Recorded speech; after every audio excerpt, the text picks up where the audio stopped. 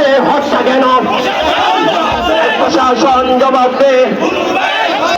বুলবুল ভাইয়ের হত্যা কেন?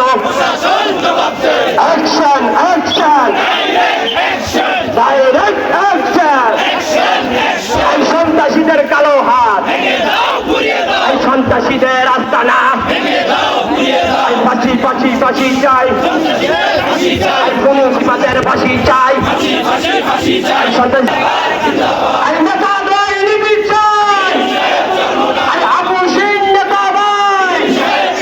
আমার ভাইয়ের রক্ত, বুলবুল ভাইয়ের রক্ত, লড়াই লড়াই লড়াই চাই, ফাঁসি ফাঁসি ফাঁসি চাই, ফাঁসি চাই।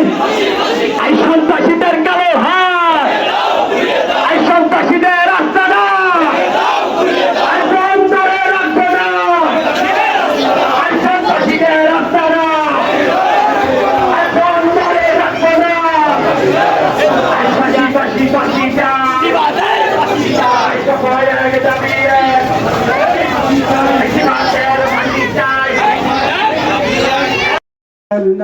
في أعناقهم أغلالا فهي إلى الأذقان فهم مقمحون وجعلنا من بين আমরা ইসলামী যুব আন্দোলন বাংলাদেশ কেন্দ্রীয় কমিটির পক্ষ থেকে আজকে বাদ-জুম্মা বাইতুল মুকাররমে কর্মসূচি হচ্ছে।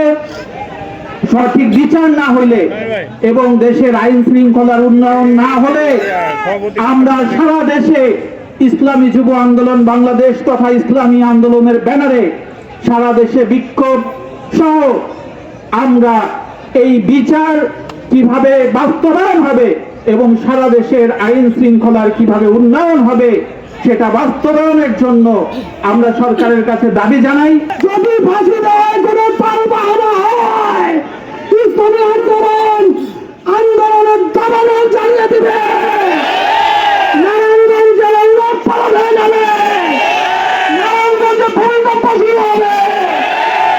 আমরা অনতি বিলম্বে এই সন্ত্রাসীদের ফাঁসি দাবি করছি, তো অনতি বিলম্বে ফাঁসির ব্যবস্থা করেন। যেখানে পদক্ষেপ নিয়েছে আমরা বলে দিতে চাই, শুধু আসামিদের গ্রেফতার নয়, তাদেরকে জনগণ সম্মুখে ফাঁসির ব্যবস্থা না হওয়া পর্যন্ত ইসলামী আন্দোলন যুব আন্দোলন রাজপথ ছেড়ে যাবে না। আমরা সরকারের কাছে দাবি জানাই, অবিলম্বে খুনিদেরকে প্রকাশ্যে ট্রান্সফার দিয়ে তাদেরকে দৃষ্টান্তমূলক শাস্তি দিন। যাবেন সালাম দিয়া নারায়ণগঞ্জ ডিসি অফিসে যখন যাবেন দেখা যাবে সন্ধ্যার সময় গুড়গুড় করে বেরিয়ে আসবে। এই শুভঙ্করের ফাঁকি যাতে না হয় সেই জন্য আপনাদের অনুরোধ জানাচ্ছি। প্রজাতন্ত্রের কর্মচারী আপনারা, আমাদের ট্যাক্সের টাকা আপনারা খাচ্ছেন। আমার ভাই আমাদের খাত থেকে সেই রক্ত গিয়েছে, এই রক্ত ঝরার ইতিহাস আপনাদের কাছে নেই।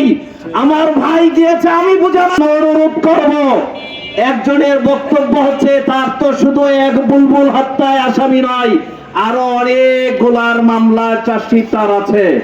সেই জন্য যখন দেওয়া দিবেন সব ছেড়ে দিবেন, তা না হলে আমরা আপনাদেরকে অনুরোধ করব, আপনাদেরকেও ছেড়ে দেব না।